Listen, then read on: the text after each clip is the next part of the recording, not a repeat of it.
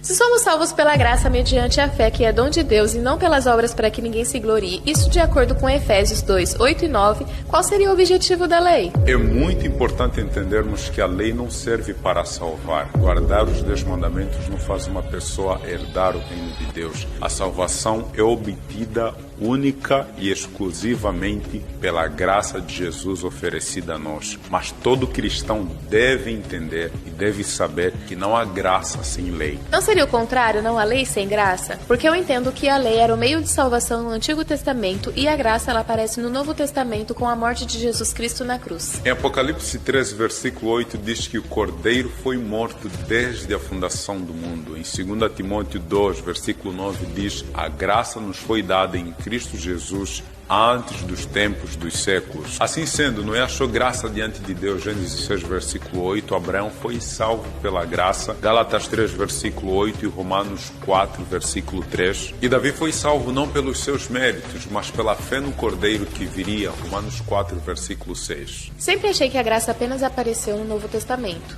Mas ainda não respondeste a minha pergunta. Qual que é o objetivo da lei? Para entendermos melhor, vamos começar por definir o que é graça. Resumidamente, graça é o favor imerecido. Romanos 6, versículo 23 diz: o salário do pecado é a morte, mas o dom gratuito de Deus é a vida eterna. Por desobedecermos a Deus, nós merecíamos morrer, mas Deus nos deu a possibilidade de vida eterna através da morte do seu único filho na cruz do Calvário. Esta parte ficou clara. Bom, o fato é que a graça, apesar de ser gratuita, ela custou o sangue do único Filho de Deus. Ou seja, ela não é barata. O que queres dizer com graça barata? Graça barata é a pregação do perdão de Jesus sem o arrependimento do pecador.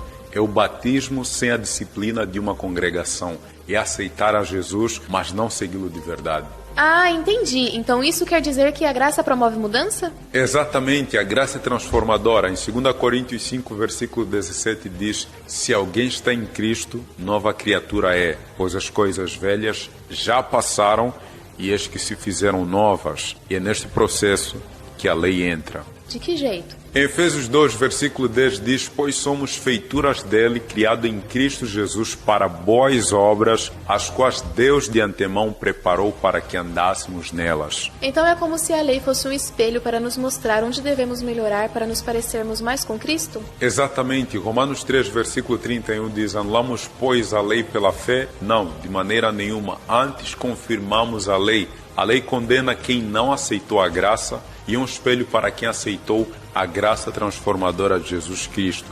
Contudo, não guardamos a lei para sermos salvos, guardamos a lei porque somos salvos. Então é por isso que em Apocalipse 12:17 diz que os salvos guardam os mandamentos de Deus e o testemunho de Jesus? Exatamente, guardar os mandamentos de Deus é uma das características da verdadeira Igreja de Deus.